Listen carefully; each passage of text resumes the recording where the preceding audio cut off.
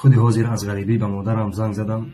بعد از صحبتی طولانی گفتمش آچه جان، کدامی از فرزندانتان را زیادتر دوست می‌دارید؟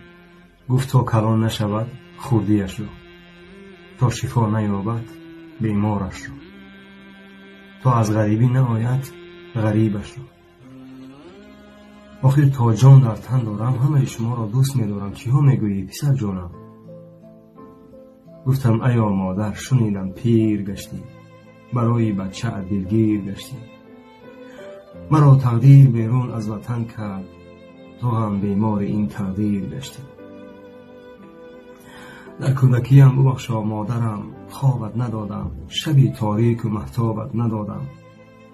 ز دستی من کشیدی رنج بسیار، ای وای ولی من کاسه آبت ندادم. ببخشا بچه جانم، ببخشا، ببخشا، ببخشا.